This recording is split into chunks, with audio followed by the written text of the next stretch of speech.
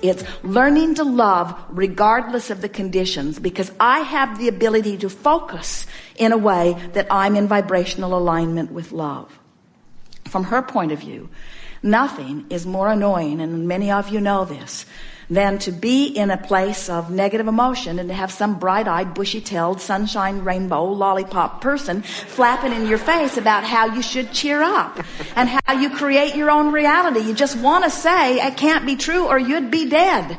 In other words, you really don't, it is as annoying for her in her sadness to have you happy, happy, happy, as it is for you in your happy to have her sad, sad, sad. In other words, they are vibrational frequencies that do not go together. And law of attraction would not put you together if you did not feel the familiar commitment of family. In other words, you said it. You said the biggest problem we have is with the people that we love the most. And so your love or desire to love them sucks you in, and then you just get in there and you take potluck. And completely. What we would say to any of you is we would never set ourselves up for potluck again. We would practice the vibration of mother. We would practice the vibration of brother. We would train ourselves in to a vibration about anybody that we have to spend time with or that we're likely to spend time with. We'd train ourselves into a vibration that feels good when we're there. And then law of attraction must give that part of them to you. It must. And you will see relationships transforming all over the place around you. You can go to a restaurant today. You can go to a restaurant and pick out someone who is your waiter and take them at face value for just a moment and notice what they are about. They're smiling, they're not, they're efficient, they're not. In other words, just take them as they are for just a moment until you get a dose of what the universe has delivered to you. And then sit there together with your paper and literally together write a sequence of positive aspects as far as you can see them or imagine them about them. Compliment them in your mind for being here at work. Thank them for their willingness to provide this valuable service for you. Feel appreciation for their appearance, or in other words, just look for things and make the list, and then watch the difference right before your eyes of the way they begin to respond to you. In seconds, you can transform relationships. And the hardest, now that's easy. That's a stranger because you don't know what they said to their wife yesterday. You don't know that they beat their dog when they were 12. You don't know that they tore the wings off flies. In other words, you don't know anything about them. You only know what little bit you are perceiving. And so it's easy for you to make your list of positive aspects. It's easy to vibrate in vibrational alignment with who you really are with people that you don't know very well. But those people with whom you have long history, you've got a scar relative to that, don't you? In other words, you have a vibrational memory that you have to replace with something that is new.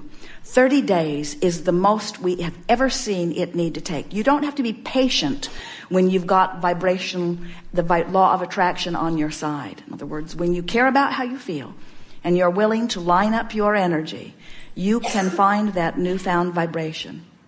So here's another thing that we notice is that the majority of sadness that most people feel over the people in their life is not as a result of what's happening right now in their experience. Right. It's the stuff they're remembering. It's the stuff they're imagining. It's the stuff you're playing over and over and over in your mind. In other words, one woman, we teased her. She was talking about someone she was having a hard time with, and we began looking under her chair. We thought that maybe the person had snuck in the room with her and was here giving her a hard time. Yeah. And the person was nowhere near her. She hadn't even seen her in months, but she was still aggravated in her energy over this, you see.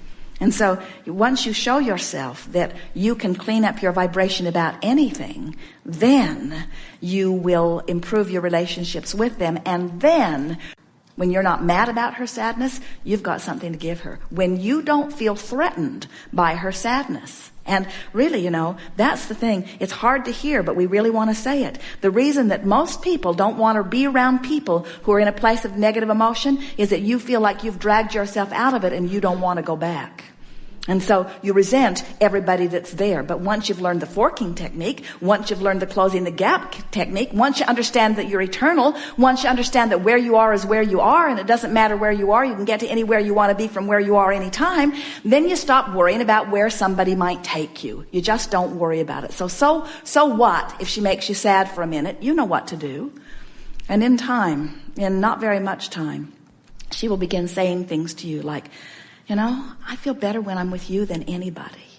And I know I still complain a lot, but I don't complain as much when I'm with you as when I'm with others. And I don't quite know why that is. And she'll begin saying, I so look forward to being with you. And not like them. I don't really like being with them, but I so look forward to being with you. And about the time that she begins saying things like that, you can begin telling her what your secret is.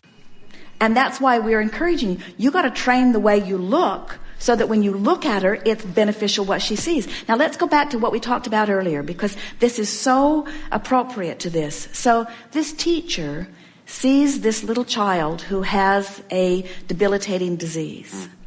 And it's so apparent that he cannot take his eyes from it and wishes to help her overcome it. But his biggest concern, your word too, with her, is that she is shy beyond shy, and she will hardly even look up and have a human interaction with anyone.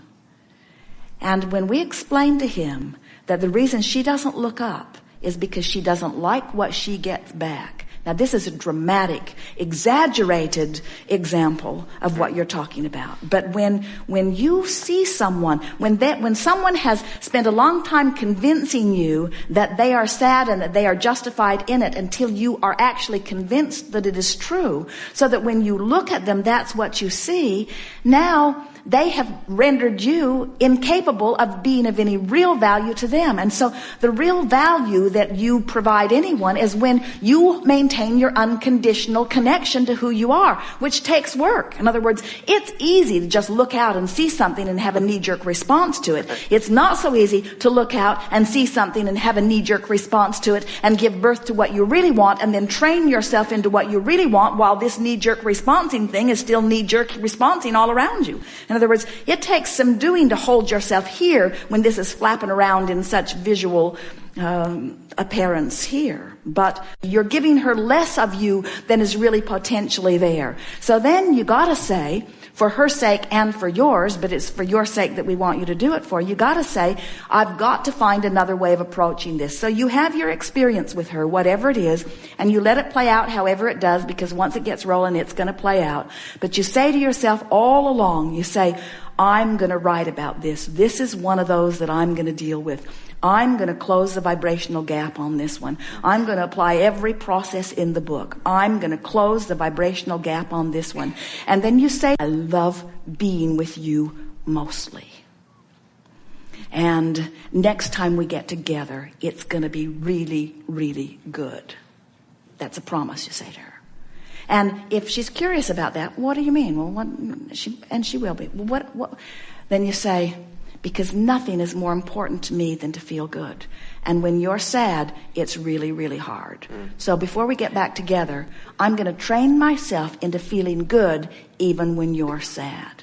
Now that might shock her a little bit. And then look her square in the eyes and say, I'm going to do it for both of us. I'm going to do it for both of us. And as you continue to play that game, we promise you she'll come there. In other words, we can feel from the vibrational essence that you're projecting about her that this is the true nature of who she is. You see, it's as much of an anomaly for her. You say she's been sad all of her life. Well, what that really means, if you really want to know, she has strong, strong desire, and she feels out of control. And you're learning the control, and you can teach it to her, and she's just going to love it. Imagine what it's going to be like when you get this down and you start projecting this way of being in a consistent enough way that she begins to recognize what's really going on, and she begins to apply it, and she begins to get positive results from it. Imagine where this relationship that is already very good, imagine where it can go. Yeah. Imagine the fun that you can have, and imagine the stories that she'll tell your children. Imagine as she gets it and then teaches through the clarity of her example. Everyone wants to feel good. And when someone who really wants to feel good and has figured out how to feel good is a determined mentor in their experience, there is no greater gift than that. Desire that you are focusing amidst resistance that is still present. In other words, through the meditation and through the directing your thoughts about what you want. You see, let's back up just a little bit and start in this way. We've been saying that if your car is going 5 miles an hour and you hit a tree, it's not as much problem as if your car is going 100 miles an hour and hit a tree. So sometimes in the beginning of deliberately applying thought, you can get out of balance in the sense that you goose up your desire disproportionate to your ability to allow. So what really happened here is that you increased your desire as you were focusing on what you wanted. You were meditating on these things that you wanted. You summoned more energy than your vibrational stance could allow easily. Now, the very good news is that your desire was strong enough, your focus was strong enough that you pulled it off. But you pulled it off in discomfort. And the answer to your question is you do not have to experience the pain in that, but the pain is an indication that you are pushing through some resistance, you see. Often this happens when people are impatient about wanting to make things happen. We notice that, and we say that the rule of thumb is be as specific as you can be in your visualizing, with as specific as you can be and still feel good. In other words, when you try to make something happen before you're really ready to make it happen, but you really want it to happen before you're ready to make it. It's what we meant earlier when we said someone who really, really wants a relationship and they want it now. They're just sick and tired of being without someone and they really, really want it. So they meditate on having a relationship and having it now. And their desire to have the relationship is so strong, the universe will bring them one, but it will be a painful relationship because they didn't clean up their vibration before they demanded that it come. And so what we're really wanting to say to you is that during your meditations, if you can just apply one statement and mean it as you say it, all things in perfect time. In other words, universe, I know that you have broader view, and I know that you know everything that I want. I know that you know what's waiting for me in vibrational escrow. I know you know what my vibrational state of allowing is. I'm working to bring myself into vibrational alignment with what I'm wanting. So yield to me as much as is possible in a comfortable way. And that's the way it will come to you. Really, it is. That those are the best words that you could have spoken about it. Trying too hard. Not trusting that the universe is going to lay it out in a way and get it done. So we call it micromanaging, getting overly involved, trying to do too much with action. For heaven's sakes, you were going to do the remodeling yourself. You were so determined to do it, you see. You get what you think about whether you want it or not. So when you think about the van that you want, but you say, I don't want it to be red, what the universe hears is red van. Okay. So what you want to do is you want to talk about what you do want, not push about. You see, in this universe that is all about vibration and all about energy, it's attraction based, which means there's no exclusion. When you see this thing you want and you give your attention to it, you include it in your vibration. When you see this thing you don't want and you shout no at it, you include it in your vibration. So shouting no is just a way of saying yes to things you don't want.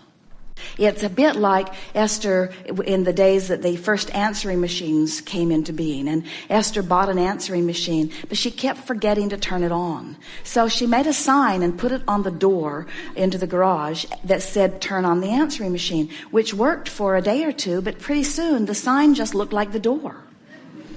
In other words, it lost its impact. And so what happens as you listen more and more, it becomes sort of ludicrous. Don't you find it almost hysterical how they say to you, here is a remedy for this, and then they say da da da da da da da da da da da. Yes, but it could cause this and this and this and this and this. Blindness, constipation, vomiting, dizziness. All of them. And then Esther says, ooh, yummy, give me some of that. In other words, who wouldn't want that? In other words, you begin to make fun of it. Who wouldn't want all of this bonus stuff that comes along with that, you see? And so in time, it's beginning to have a sort of backlash because you are so indoctrinated with it that it is no longer having the impact that it did when those threats and scares were new. Your war on terror will begin to be the same way in time. Yeah, so if you're in news, as your own personal experience does not balance with the representation that they are giving you.